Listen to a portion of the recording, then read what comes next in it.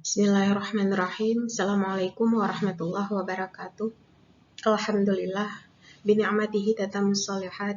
Salatu wassalamu ala nabiyina Muhammad sallallahu alaihi wasallam. Perkenalkan, saya Rahmawati Zulkifli, pengampu mata kuliah Hukum Mawaris. Sebelumnya sudah kita pelajari 4 pembahasan deskripsi umum mata kuliah ini, lalu kemudian pendahuluan ilmu mahawaris. Ada juga yang ketiga itu ada ashabul furud, pengenalan tentang ashabul furud, kemudian skema dalam bentuk pohon mawaris seperti yang tertera di layar ini. Nah, sebelum masuk ke dalam pembagian warisan, itu penting memahami terlebih dahulu ketentuan-ketentuan yang berlaku dalam ilmu mawaris ini. Jadi inti dari ilmu ini adalah bagaimana membagikan harta warisan sesuai dengan hukum fikih yang berlaku. Baik itu berupa pengenalan porsi-porsinya terlebih dahulu, kemudian baru menggunakan ilmu matematika dalam bentuk penghitungan dengan menggunakan KPK. Itu nantinya waktu kita menghitung agar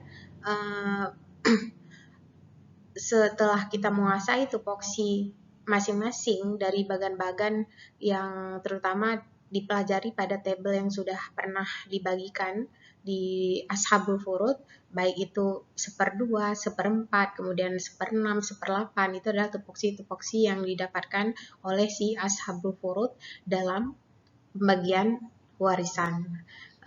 Tentu sebelum itu harus paham dulu apa itu mawaris.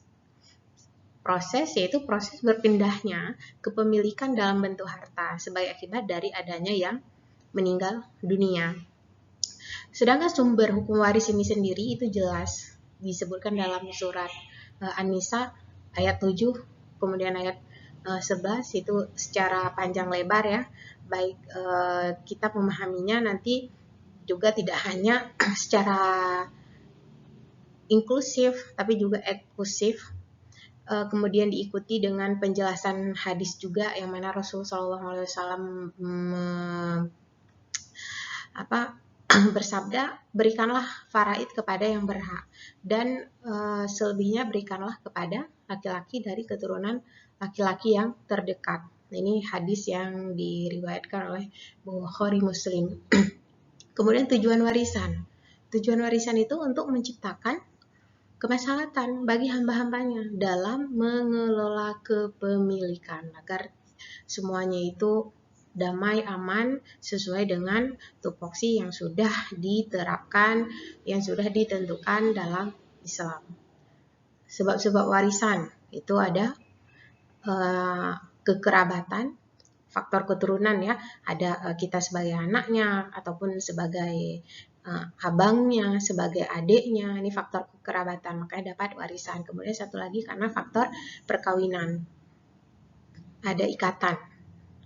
Nah, sehingga kedua faktor ini memperolehlah warisan dari yang ditinggalkan, terutama si mayit. Lalu kemudian sebab-sebab yang menghalangi warisan. Jadi ada hal-hal yang tidak mendapatkan warisan. Apa aja itu? Murtad, dia nggak seagama lagi, artinya sudah keluar dari Islam, kemudian sebagai pembunuh, pernah membunuh, lalu ada sebagai budak dalam hal perbudakan. Nah, ini 3 hal ini juga bisa menghalangi seseorang dari mendapatkan warisan. Yang paling lebih penting lagi adalah hak-hak yang harus diselesaikan sebelum pembagian harta warisan. Apa aja? Seperti biaya pengurusan mayit, lalu kemudian pelunasan hutang. Nah, ada lagi harus menyelesaikan wasiat. Nah, ketiga ini adalah hal yang wajib diselesaikan sebelum harta warisan dibagikan. Baru kemudian nanti kita akan lihat cara membagi harta warisan sesuai dengan data yang kita peroleh dari status siapa aja yang berstatus sebagai ashabul furud, kemudian siapa aja yang berstatus sebagai asabah. Nanti nextnya akan kita lihat lagi. Demikian.